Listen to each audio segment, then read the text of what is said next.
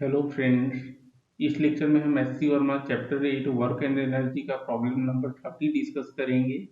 तो देखिए क्या दिया हुआ है। एक एटोड मशीन है, फिगर आप देख सकते हैं। दो ब्लॉक अटैच हैं, एक की मास दी हुई 2 kg और दूसरे की 3 kg है। सपोज ये हमारा 2 kg का मास है और इसे हम m1 से डिनोट कर रहे हैं और सेकेंड वाले को m2 से डिनोट कर रहे हैं। Let m1 equal to 2 kg and m2 equal to 3 kg। ठीक है। तो हमें फाइंड करनी है कि ग्रेविटी कितना वर्क करेगी 4 सेकेंड में after the system is release from rest. ठीक है, इनिशियली सिस्टम को रेस्ट में रखा गया है और जब हम छोड़ेंगे तो 4 सेकेंड में ग्रेविटी कितना वर्क करेगा। कैसे कैलकुलेट करेंगे? देखिए, पहले तो हमें मोशन को एनालाइज करना पड़ेगा, एक्सेलरेशन फाइंड करनी पड़ेगी, तभी हम 4 सेकेंड में कैलकुलेट कर पाएंगे कि कितना डिस्प्लेसमेंट होगा और कितनी पोटेंशियल एनर्जी जो है चेंज होगी m1 एंड m2 की। ठीक है।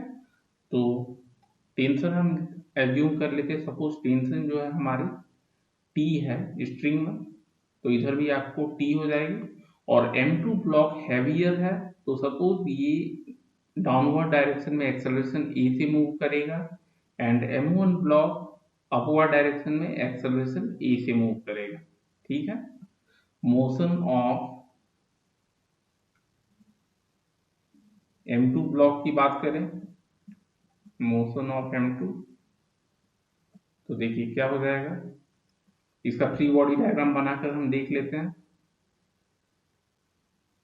तो अपवर्ड डायरेक्शन में आपको टेंशन टी लग रहा है और डाउनवर्ड डायरेक्शन में वेट ऑफ द ब्लॉक, ठीक है, वेट जो है ब्लॉक की mg लगेगा।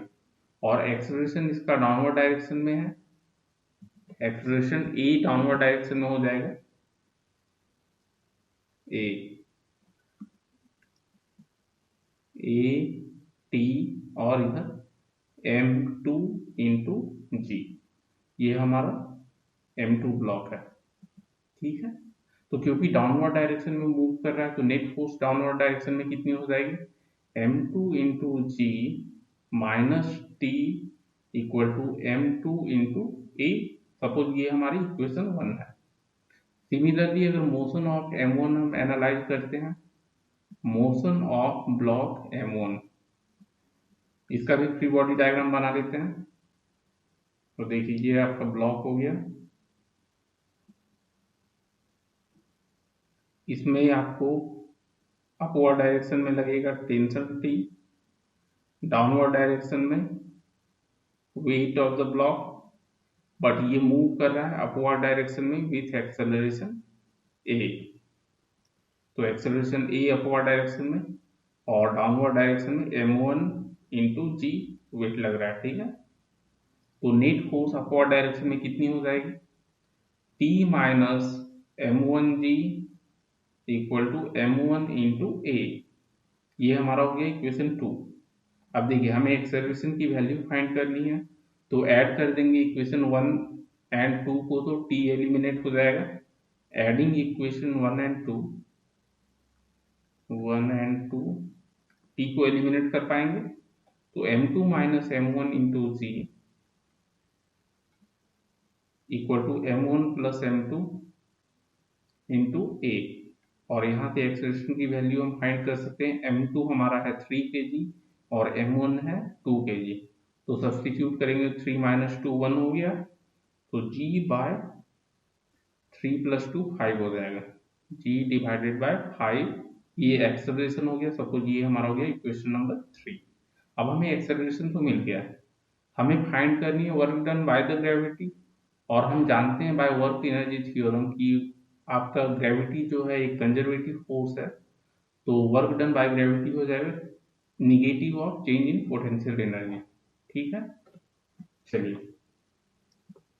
तो अब कितना डिस्टेंस मूव करेगा, कितनी हाइट से नीचे आएगी m2 ब्लॉक, वो हमें कैलकुलेट करनी है। और 4 सेकेंड, ठीक है, 4 सेकेंड की जब बात कर रहे हैं तो 3rd सेकेंड की एंड होने के बाद और 4 सेकेंड तक, ठीक है, इसमें आपका थर्ड मीन्स 4 सेकेंड जैसे ही स्टार्ट हुआ और 4 सेकेंड के एंड तक।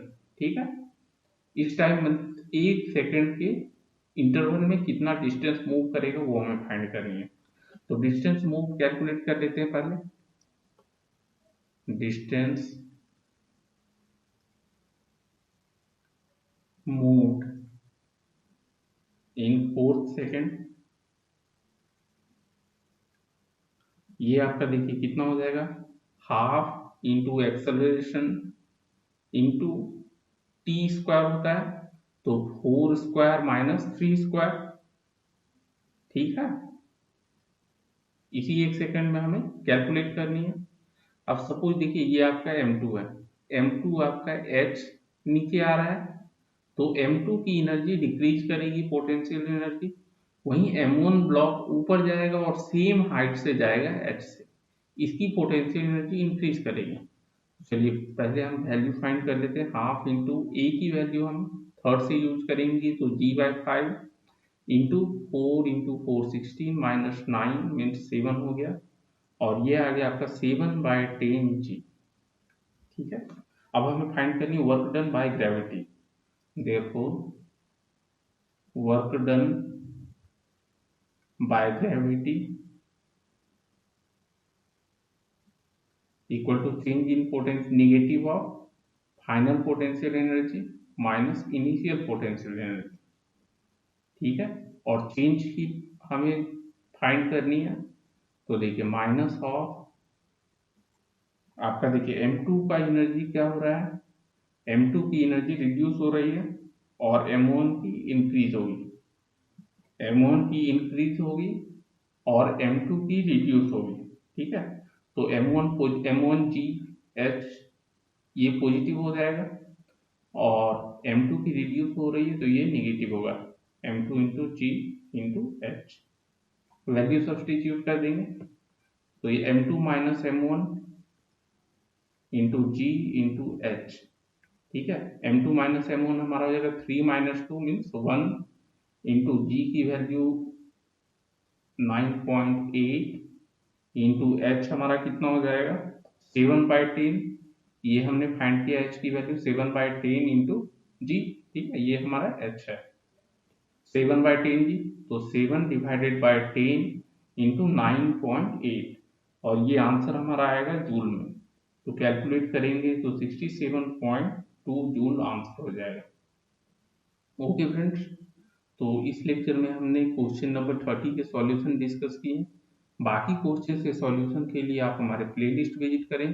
प्लेलिस्ट की लिंक आपको इस वीडियो के डिस्क्रिप्शन बॉक्स में मिल जाएगी। Okay friends, thank you.